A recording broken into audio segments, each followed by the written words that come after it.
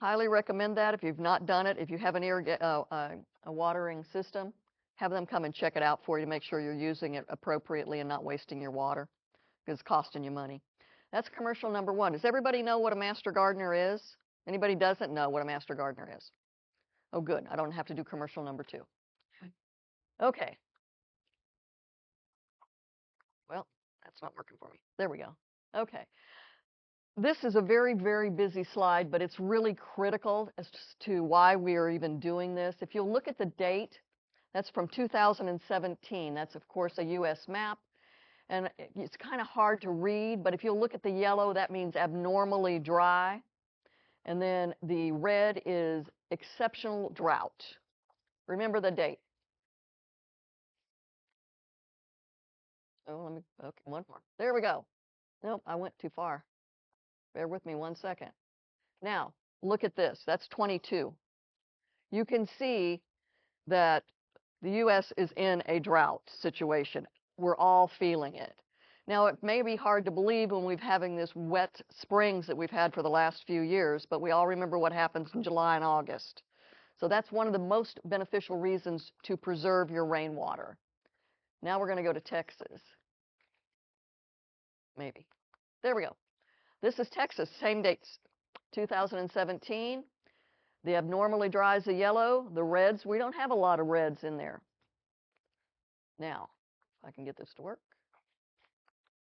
Now we're Texas 2022. You can see what's happening to us.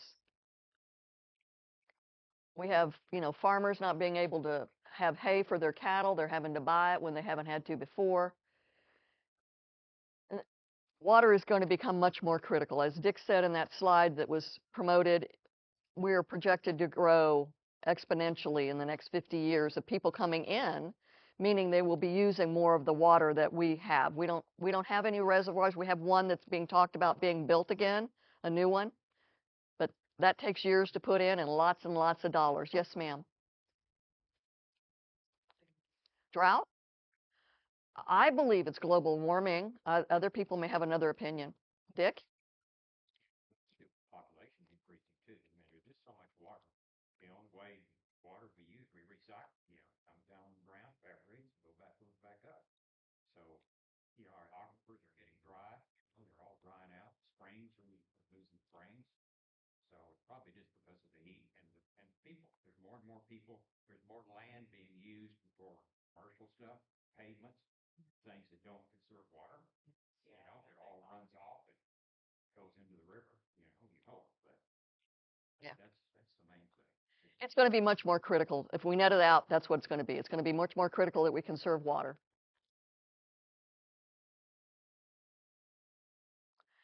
Okay, this slide is, again, a little bit busy, but if you'll look at the top line, the red one with the little pointy thingies, whatever you want to call those little tents, that is the supply with all water management strategies, meaning that if we followed all of the advice that TRWD gives us, watering at the appropriate time of day, making sure that your irrigation system is working appropriately, not wasting water, making sure that you don't have drips in your house, all of those, that's how much water we would need by 2050. And as you can see, there's a gap between what we have and what we're going to need. And if you'll look at the next one, which is the little blue crosses, that's the current supply of water that we're projected to have out to 2050 if we did no water management strategies. If we did nothing, if we just, did what we're doing today. And you can see that's a gap. And if you look at what's the utilization of our water, the purple line here on the bar chart is our municipal demands. That's what the cities use for what they need. The bluish kind of green, I guess that's the agricultural demands. And then the yellow is industrial demands, including manufacturing, power generation, and mining. That's what we use our water for. Yes, ma'am. Say something. The city needs to check its own water usage, because I go by some country clubs that water in the street. A lot of times I see that just on the streets, they're watering the street. Yeah, and as there are so many cities involved in this, like I live in Euless, he lives in Bedford, we're sitting in Grapevine. What I recommend is if you see that, call them. They don't want their water bill to go up either. And maybe they're just unaware of it. Or maybe they need to get somebody out and look at it. But I would recommend you call them. Well, maybe if you do it enough, it'll work. Who knows? Oh, wait a minute. What? Okay. To your example, right? You can see we're watering the street there. We're watering the golf course or whatever that is. And this is the interesting, during the summer, 35 to 70% of the water used is for lawns, for residential customers. So that's all the more critical for you to have your system checked. Make sure you're not part of that problem, because it is going to be a bigger and bigger problem. And I don't think that's just an opinion. I think that's a reality. Okay, what is rainwater harvesting? It's just the process of capturing the water that's coming out of the sky. And there's many, many, many ways to do it. What we're going to talk about here tonight and what we're going to put together is one of those things that you can do in your own residence, is those rain barrels. And that will effectively, I think these are what, 55 gallons? Yeah. That'll capture 55 gallons. And trust me, it does not take long to fill up a 55-gallon rain barrel if you've got a downspout. It happens pretty quickly. Why rainwater harvesting? Well, because it reduces the demand on municipal water supplies. My example, Dick and I both have a lot of rain barrels. I have 8, you have 4. And we'll talk about how you do that and what's the benefit of that. But I try to water I do raised beds. I have 5 raised beds, which I do mostly vegetable growing. And I try to water as much as possible out of my rain barrels until I run out, because we all know July, August, it's going to slow down. That's why I have 8. And because I have so much I have to water, I do have to rely on it. But it really does, it has to save me money. And then stormwater management. It reduces, if you'll save the water, it reduces flooding, erosion, and contamination of surface water. We'll get into a little bit more about that in a minute, but those are some of the benefits immediately as to why you want to do this. I don't know, I've got this little delay on this thing, Dick. Listening to you. No, I'll just do it this way. So I went backwards that way. Hang on, sorry guys. This is probably all user error. There's that huge thing out next to the house in that slide right there. Oh, that's like I have no idea. So this is Dottie's, and Dottie was an instructor at Texas A&M, and was she the agricultural extension agent for a while? Yeah, but she taught a lot of the classes that I took when I went through the Master Gardener training. She's a lovely woman. This is, I think I've missed some. Where am I at? Oh yeah, I'm way, sorry, folks. Nope, that's right. That's where we're at. Okay. This is just an example of rainwater harvesting from forever ago, but it's the basic things. It's just a container to capture water. All of these that are going to pop up here are just containers to capture water. Sorry, I'm not doing right here. I told Dick we hadn't done one of these in a while. I'm obviously getting sloppy. Apologize. Just containers, that's all they are. Some of them are more elaborate, bigger. I like this one. Makes a lot of sense, especially in Seattle. They got a lot of rain. Captured rainwater. What's the benefit of it for your lawns or your gardens? It's salt-free. In case you don't know, your city water does have salt in it. You don't taste it, but your plants know it. It's chlorine-free. It's calcium-free. pH is slightly below 7. As clean as filtered in and filtered out. We'll explain what that means in a moment. And basically, it just means keep your screen on your rain barrel clean, but lots of benefits to that. Some of the incentives to do it, you get that salt-free water. It's sales tax exempt if you were to go out and purchase it. We can show you the form that you can get on a website. It'll reduce your water bill. It reduces the demand on water treatment plants, which are very, very expensive to operate. And it reduces stormwater contamination. If you've got all the water running off your yard and you just happen to fertilize, that's going into your lakes. So you've got fertilizer in your lakes. You're going to have whatever you've got on your lawn that's running off is going to go into that water that we have to now filter out so that we can drink it. And it reduces erosion. And where you can use it, this is almost limitless. Irrigation, of course. Foundation watering, we've all experienced the need to do that when we get that July and August and we haven't had any rain and our clay soil causes our foundations to shift. House plants, your ponds, your pools, your aquariums, terrariums, bird baths, pet water bowls. I wouldn't do pet water bowls, that's just me. Wildlife guzzlers, livestock, and firefighting. There's an enormous amount of things we can do with that water that we're just allowing to run off.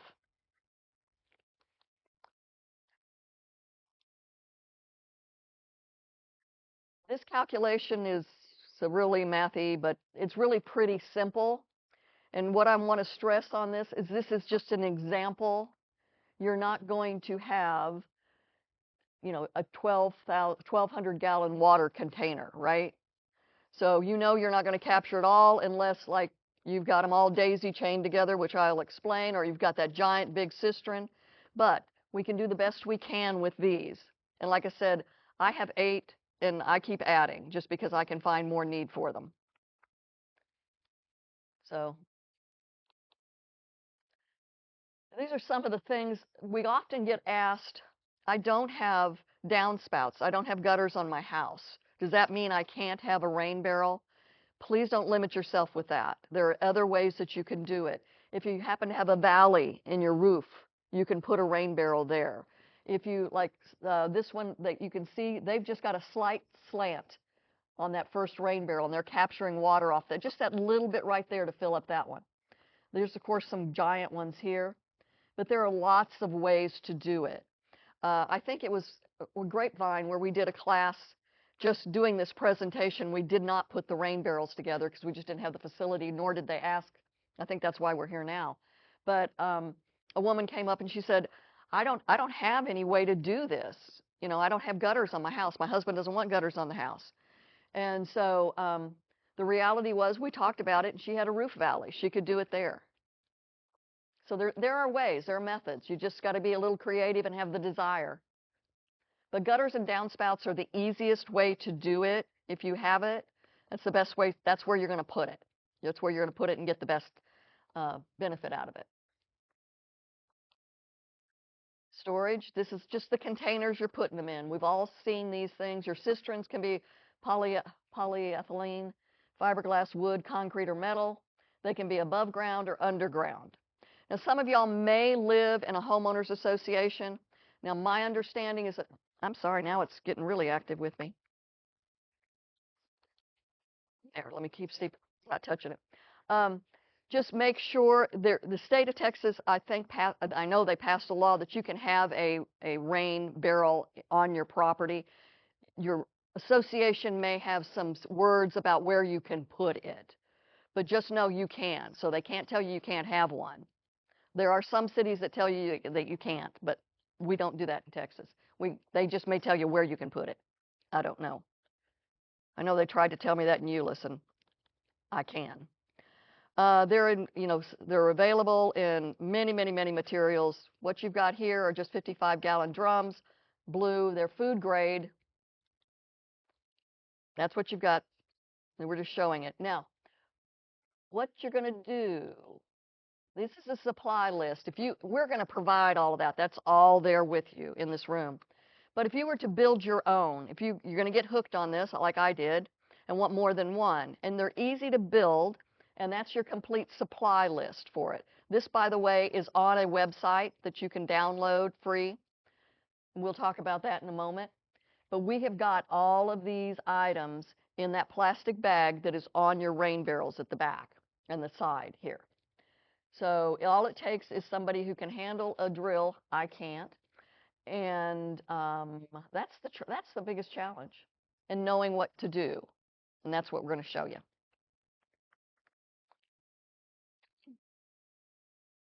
Okay, that's your netting. Now that is critical. You want to make sure if you're going to go out, you're going to buy insect netting. You want the grid small enough that mosquitoes can't get in there. So, or if they do, if the eggs get in there, the larvae gets in there, that they can't get out. So that's the critical. You got to make sure that it is insect netting and not bigger.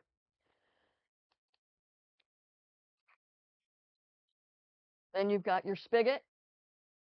On this, if you build your own, I highly recommend you invest in the copper one. You can find cheaper ones, but you're going to be replacing it every 2 years if you do. Buy the more expensive one. It'll last a heck of a lot longer, and you're not going to have to futz with it. And you don't really want to do that. I'll tell you why in a minute. That's the drill, because you're going to drill 2 holes. You're going to have a hole on top, which is what you're going to put your mosquito netting over. And then you're going to have a hole down at the side about 8 inches above, about 8 inches, Dick? 6, 8 inches, something like that, where you're going to put your spigot. And that's going to show you your tools to do that with. You're going to use caulk, silicone caulk. That's what you put your mosquito netting on. That will make sure that it is affixed cleanly around the hole on top to keep insects out. That's what's critical. And if you don't affix it all the way around, squirrels will get up there and play with it and pull it off. So you want to do that. That might be some of the maintenance you're going to have ongoing. They have mine. Yes. That's why I use that. I always say that because I've seen them do it. They may have been trying to get something. I don't know. But this is the bulkhead fitting, and Dick's going to show you how to use that. It's kind of out of my league.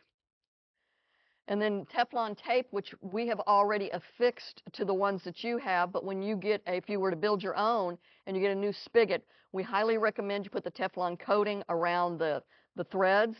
That just holds it better, keeps it from leaking. Okay. You're going to drill your holes. You're going to do a 5 to 6 inch hole on the lid. Like I said, we've already done this for you on these. And that's just showing you you're going to make a guide for it. They're just using your pot.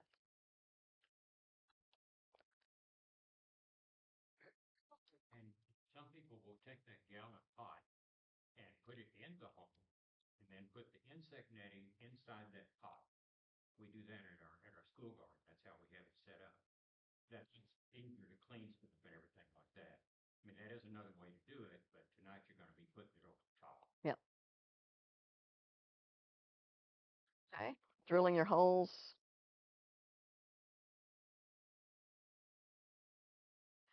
Okay, and now you're going to put, this is for your spigot, and you're going to put that at just at the bottom, like I said, 6 to 8 inches up so that you have room clearance for your spigot, and also put a hose on it. Again, we've done that for you. Now, this is the old way we used to have to do it. Yes, ma'am.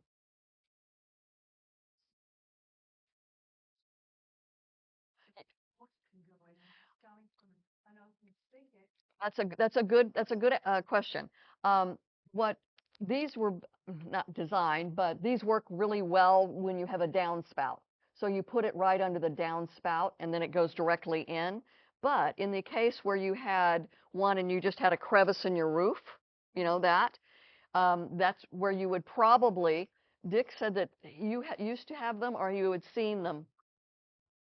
Right top, and you could take that off, and you could put netting Whole thing, yeah. hold them, and that's really you want to put it under a piece. Yeah. And you can always put a big hole on these barrels. Yeah. Absolutely, absolutely. You can do that. But the one way we're just doing that, this is the way we're doing. Yes, ma'am. You could, but I've never worried too much about evaporation. Yeah. Um, but I mean obviously that is going to occur. Yeah. But for like if you didn't have a downspout, that would be the most optimum way to do it would be to have just more coverage for it. Oh, let me back up because this is the funny story. Okay. You can see you've got a yardstick with the bulkhead taped onto there. Now, what we used to have to do is you took that yardstick and you went down like this, and you tried to push it through that little hole that you just drilled. And then somebody on the other hand had to go catch that thing and then screw it in. It wasn't easy. It would come, invariably that thing would come off, and then you'd have to tip your barrel over to get it, put it back on with your duct tape, try it again. One of our master gardeners by the name of Wanda created something that we call Wanda's wand. She was an engineer, and these sticks that we have in some of these facilitate doing this so well. It makes it really slick and really nice. So unfortunately, those have to go home with us because we teach this all over the place. And yes, yes, you can't make us anymore. But if you're creative, you can figure out how to do one of these and make your own. But if not, that's what you're going to do, is you're going to affix the bulkhead to tape on a yardstick and then have somebody else help you with it to guide it through. It can be challenging. So that's another reason why get a good copper spigot so you don't have to replace it. Because if you have to replace one of those guys, that's the way you're going to have to do it, because we're the only ones that have Wanda's wands. We did fight for a long time. Yes, we did. It is not impossible. It's just a little bit more challenging. Uh, I can't tell you how many times I had to tip the barrel over, but it was a few times. Okay, so we've created our holes, and you can see where he's got it, where it's coming down here at the bottom. So now I've guided it through, and now I'm having to screw the other piece on.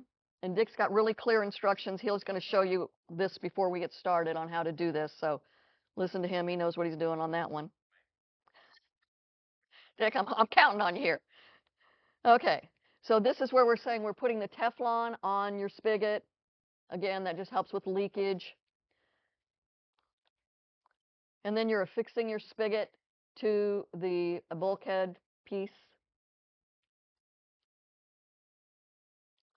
There you go, yay. Okay, we're putting the silicone caulk around it to put our mosquito netting over it. We have little do we have the little spatulas? We've got little spatulas, and we have gloves too. I recommend the gloves because that silicone stuff is icky. It's not messy, but it can be, and you just don't want it on your hands. So grab a pair of gloves. But you're going to take that. We've got little spatulas that you can pull out. You want to pull out all the way. You want all of the silicone affixed to your, or the mosquito netting affixed to your silicone, so it doesn't pull up. Because my squirrels got really creative. Okay, just showing you around little holes. Just put that on. They're using cloth. I don't recommend that. We use the little plastics. It's so much easier to use those little plastic spigots and spatulas, and we just clean them and reuse them. Because we're a volunteer organization.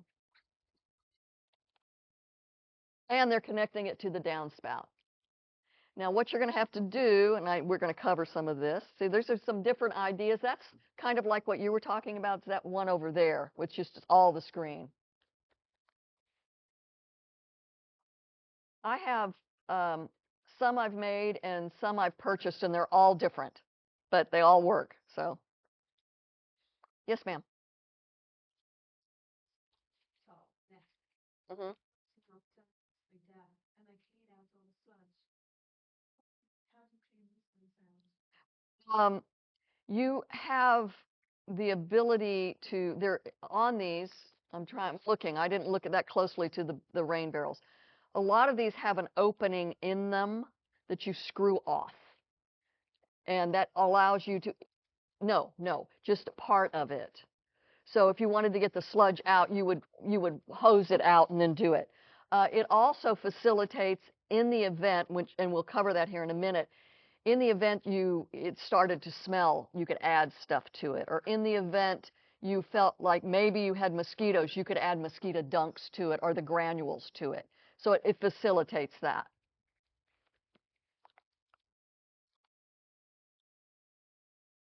And just some more creative ways on what they're doing. And this is basically the way I have mine hooked up, is just from downspouts. And I've got a rain barrel that looks like that. The whole top screws off. There's several of them out there on the market. You're really getting a deal here because they're usually $100, $125, $30, something like that. And you'll notice these guys are elevated. That's critical. You're going to have to elevate it. This is out at our demo garden. Those guys are daisy chained, so if it fills all of them up, one gets full or yeah, it looks like that's what happens. One gets full and then it goes down to the next one. You've got yours all daisy chained at the bottom, right? So he's got them hooked up to one, so they all fill up equally. Yeah. So there's several ways you can do it. This is at our demo gardens again. She had the rainwater harvesting. They were teaching an advanced training in rainwater harvesting, and that was part of their chore was to make that, put that together. So they gave them all the new people learning how to put it together. It's a great way. Just more showing you how to do it. And now we get to some of the fun. You know, you're looking at those blue barrels and you're thinking, yeah, you can paint them. What kind of paint do you use? I just use spray paint, just an enamel spray paint on mine. If you don't want clear barrels, I mean, buy clear barrels. You get algae and some. Yeah. So if you had a clear barrel, you would want it painted, okay? And this is showing you, you know, how they're hooking them together so that they're daisy chained together like that.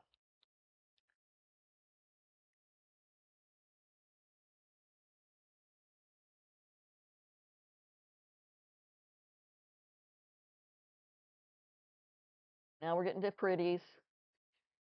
We do, master gardeners do a thing pretty much each year where we will, not we, other people who have talent will take one home and paint it, and then we auction them off. And their creativity is amazing. It's absolutely fabulous. Hence, I don't do it. Okay, you're going to have to raise your rain barrel. Just think gravity. That's the only reason you're doing it. So I use a couple of cinder blocks just like that on mine. So to just elevate it, that's all the further I have to do is 2 cinder blocks.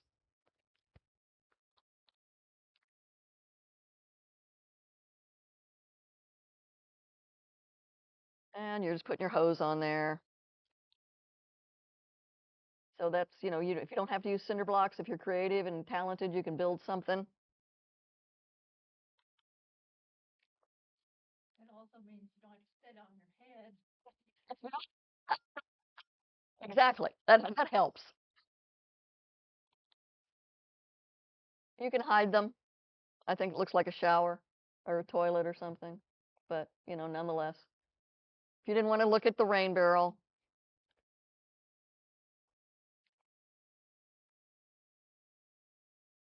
and you can also put pumps in them if you wanted to. I don't have anything like that. I've never had a need. I just use a watering can out of mine and then carry the water to where I want it to be. I do have one right by my greenhouse, which a longer hose, and I put the hose in the greenhouse and do that. I think the milk jugs, got about 15 or fill them up to the water, just take it forever. Yeah. Everybody uses milk jugs for everything. Oh, and this is the one where I was telling you about your homeowners association can't tell you can't have them. So if you think you're going to have a problem, take a picture of that. You can go out on a website and pull it and prove to them you can't. Tell you can't. Okay, decorating. This is the fun part for some people. They've got those actually covered with some kind of material. I don't even know what that is. But you're going to see a lot of creativity here. Those cute. And I see this. There's a salads to go place right off of Highway 10, and I live in Euless, so I'm right off of Highway 10. And they use that. It's a plastic, looks like leaves that I suppose you can buy commercially someplace, and you can screen it like that if you wanted. if you didn't want to look at it. I don't think they look bad. Mine are all terracotta colored. They put wood around this one. Somebody really did a lot of labor for that one. That one too. I love this one. Really intent on saving. Good for them.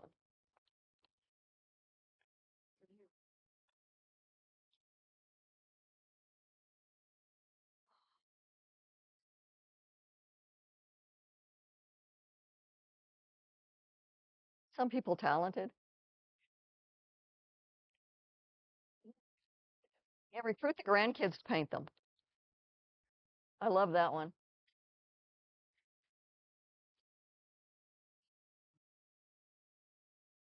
That pretty. That one's just silly. He drives a Jeep, I'm sure.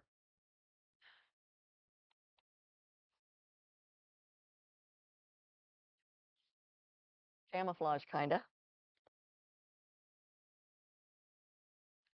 Do the old barbershop pole. Okay, maintenance. There is a tiny bit of maintenance on your rain barrels. It's not a lot, but you just want to make sure that you keep your mosquito netting clean and clear, because obviously if you have a lot of leaves on it, it's going to obscure the water from getting in to where you want it. And you want the water to be as clean as possible. I mean, you're not drinking it, but you don't want it to be icky. So you don't want junk in there. And you're going to replace your insect netting when necessary. We're going to show you how to do that. It's really, really, really simple. Just make sure it is insect netting. If you happen to have sometimes hot summer, you still have some water in it, you haven't used it all, it can get a little smelly sometimes. And so you can add a little bit of bleach to it. It gives you the formula for right there. So approximately 3 cups for a 50-gallon. What I do is I just use chlorine tabs, because I had a fountain in my front and I use chlorine tabs for that. And so I happen to have them. So if I ever get an odor, which is not often, but every so often, like every 3rd or 4th year, one of them will start to stink, and I will just add a chlorine tab to it. Same time and I also put in mine, depending upon how the top is affixed, because like I said, I've got a variety of them because I bought them over time. I also add like mosquito dunks, like a half of a dunk, or I'll use the granules if I'm fearful that maybe mosquitoes can get in there, because you don't want to breed those things, we know. This watch the weather and distribute water before a new rain event. What that is telling you is, like in my case, I have rain barrels in my front and in my back. In the back is where I use them mostly, because that's where I have my raised beds. In the front, I use them, I don't have grass, I have just heavy mulch, and then I have things in pots out in my lawn, and so I use them to water that. I don't use as much water in the front as I do in the back. So my rain barrels in the back run out before they do in the front. So what this is suggesting is that if I'm going to have a big rainstorm, if I wanted to maximize my collection of water, I would have used the water from the front and emptied those along with the ones in the back, and that way I would be able to collect more water. Not realistic for me, because I'm not going to haul the water from the front to the back, but I mean that's basically what it's saying. Just distribute your water evenly if you can. Keep your gutters and downspouts clean. If the barrel is full, this is important because this will damage it. If it is full and we're having a freeze, everybody knows ice expands. It can impact your spigot, or it can even push your screen if it's that full.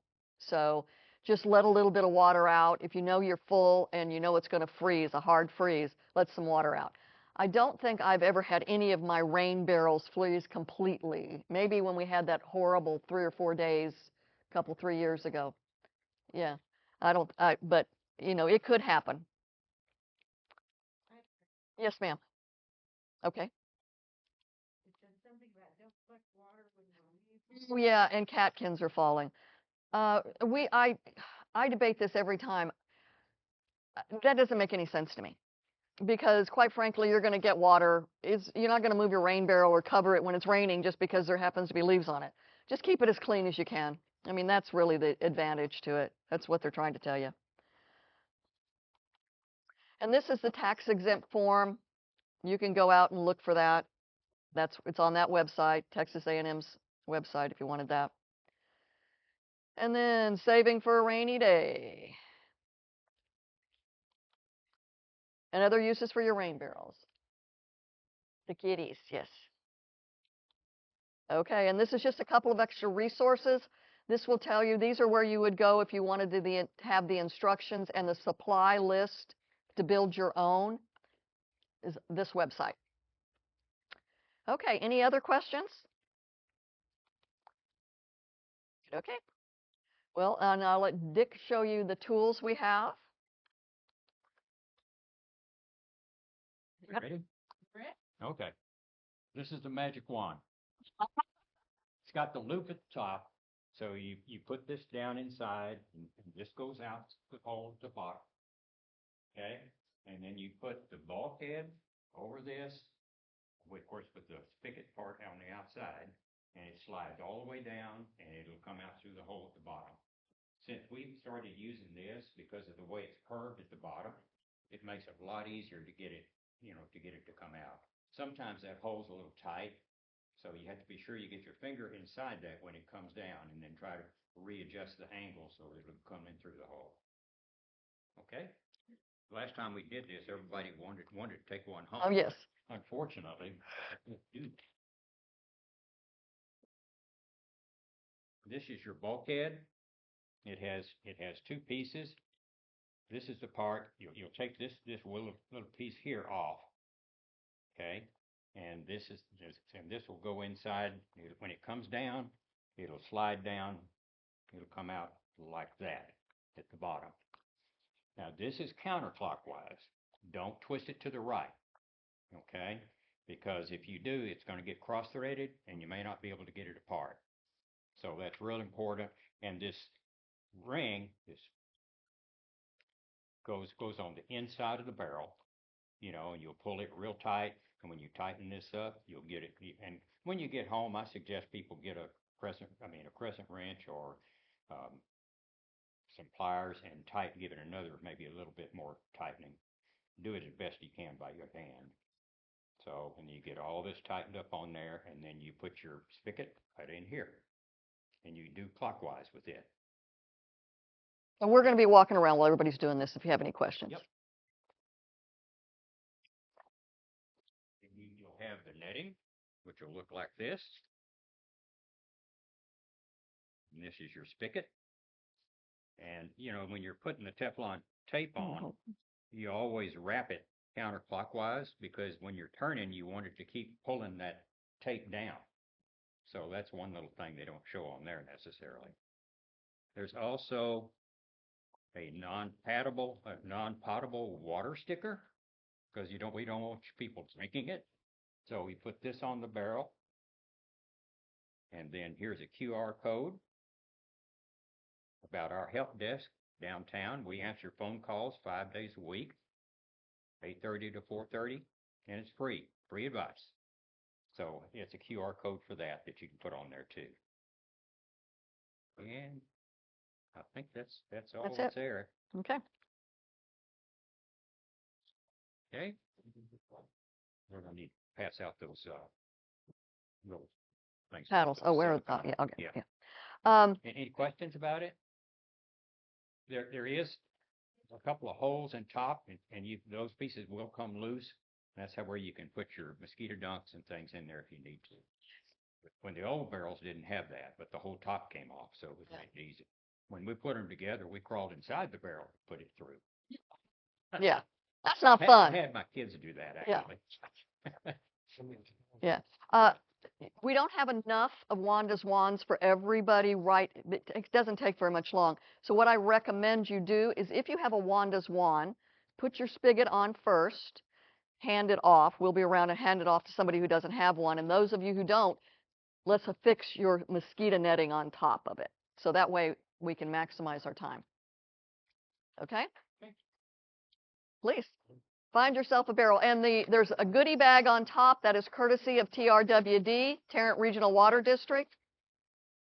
My name is Wanda, so I figure I just get to keep one. We're counting them.